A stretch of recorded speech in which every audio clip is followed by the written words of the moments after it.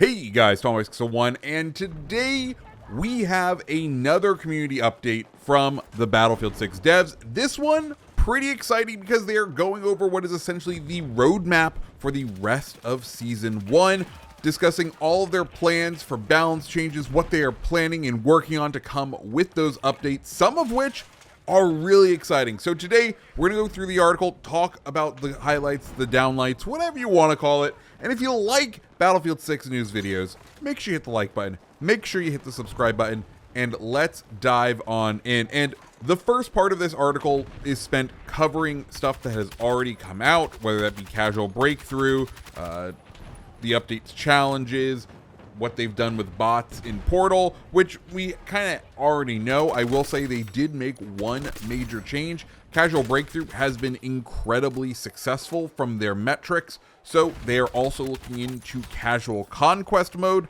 In addition to that, they have added more maps to the rotation of Casual Breakthrough. So people are enjoying it. That's what the data is saying. So it is here to stick around.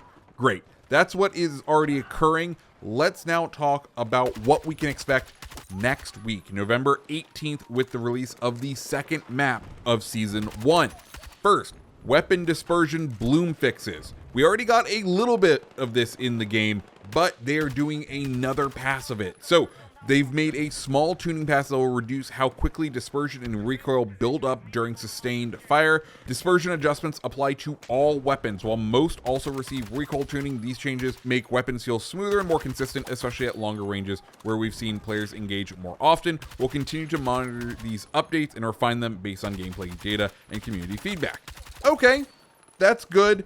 Glad to see them doing that. I think this is something where I feel like assault rifles especially feel this, where the reason SMGs are so popular is it feels like they don't have the recoil, so visually they are able to keep on target a lot easier than any of the assault rifles. So just an overall pass to help with longer range combat. So a balanced pass to help with long range combat should be interesting. I wonder how it's going to affect everything overall, especially in what I'm gonna call the balance between console and PCs with the way auto aim and all that works.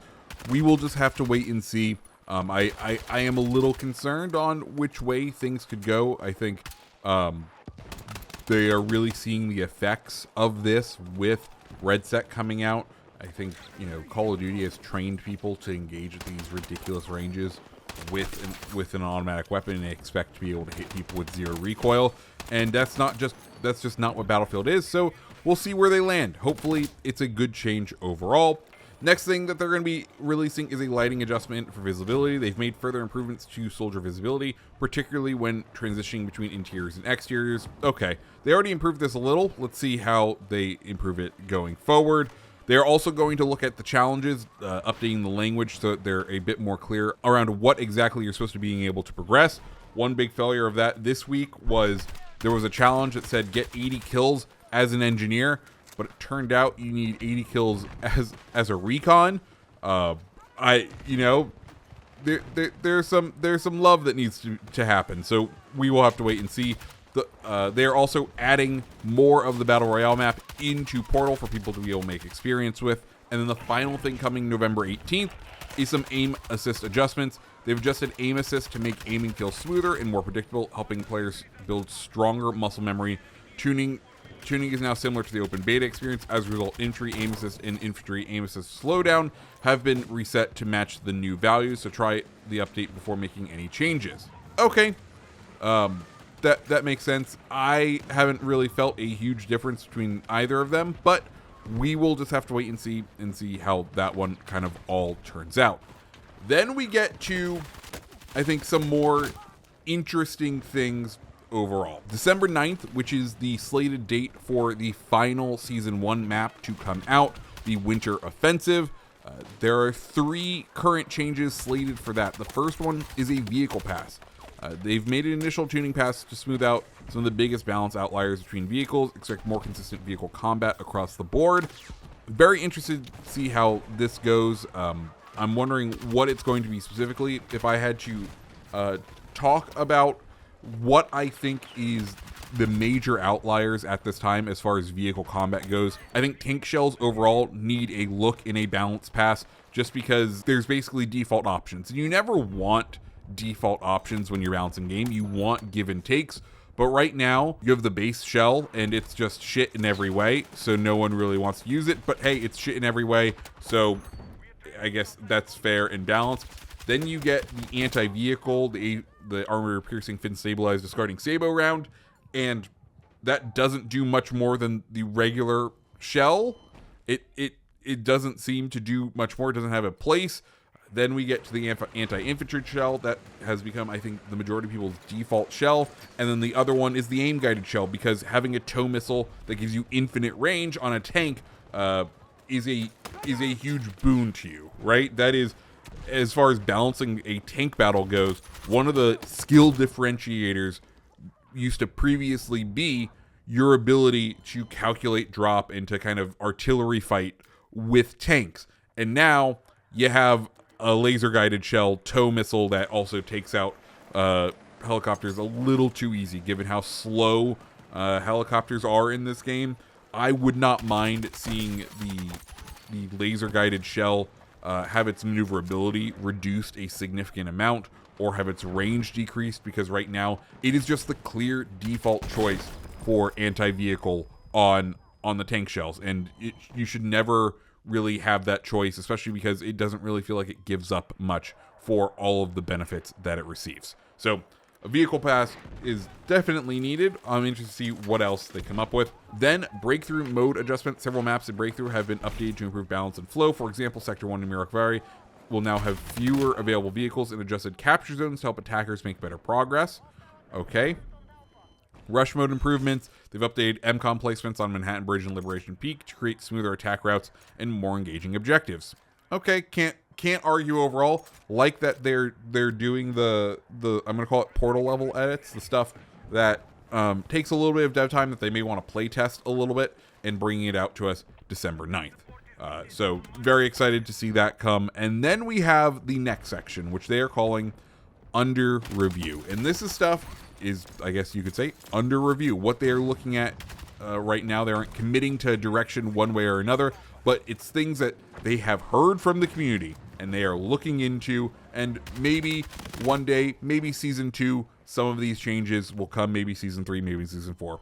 We'll have to wait and see overall. So the first thing, map design and size, and this is one that kicked up a little bit of a storm within the community. So we have seen your comments about map size and pacing. Battlefield is at its best when maps offer different ways to play and constant action around every corner. Oh no, they've taken the wrong lessons on why the community likes Firestorm. That's the scary bit right there. You know, I thought Blackwell Fields isn't the worst map. I think it struck a nice balance. We'll see what the other maps bring, but I think that they've heard the community in the we want a little bit more space, please and thank you. Striking that balance is always a priority, and we're committed to a variety of map types across future seasons. With Eastwood arriving in the California Resistance update, we will continue monitoring existing maps and modes for targeted adjustment, like what's planned for Winter Offensive, while also learning from community creations in Portal. Then they're going to do another review of challenges. Okay, I guess. At this point, I think there are still some that are a little rough, but I think they're a lot better from where they were.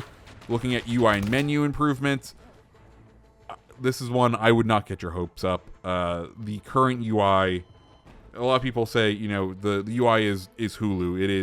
It is designed to serve you content, specifically the store. I do not see them cleaning that UI up at all. The purpose of it is to drive people to bundles, to get people interested in the store or things like that. And that is how they are planning to monetize from here on out.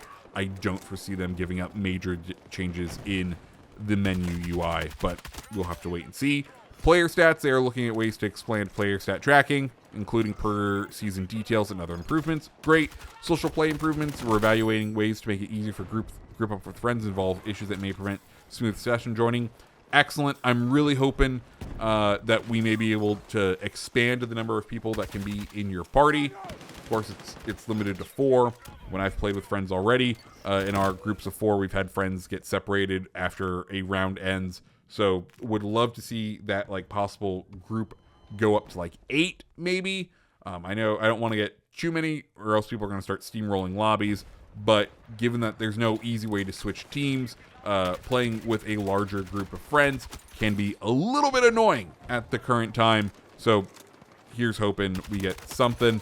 Then they're also going to be looking at hit registration. No surprise there. Anyone who's played a Battlefield before, we all know that you're going to die around corners, and it's a constant battle that they will go through. Here's hoping that they are able to fix something about it, to improve it in some ways, but we know that's going to be a constant battle. And the final one is the vehicle ecosystem. What this looks like is they're going to be, I think as more and more vehicles get introduced into the game, looking at bringing the newer vehicles onto the older maps, like the Martyr. Right now, that new APC I think would do well on some of the breakthrough or other maps, and right now it's only available on the one map. So bringing it to the other maps, pretty good idea, I think. Also, it just makes you feel like, oh man, this one new vehicle isn't locked to just one map. It is an actual upgrade to the experience of the entire package of multiplayer. And guys, those are all of the changes that they are looking at for multiplayer. For REDSEC, I'll go through those quickly. Audio, I know that's been a big complaint of the REDSEC players. I haven't really been playing it much, so I don't care. They're also looking at adding a solo mode and a casual mode for the BR, as well as looking into the armor plating and tank availability. So that is everything that they have for that. But guys, that is everything in this community highlights.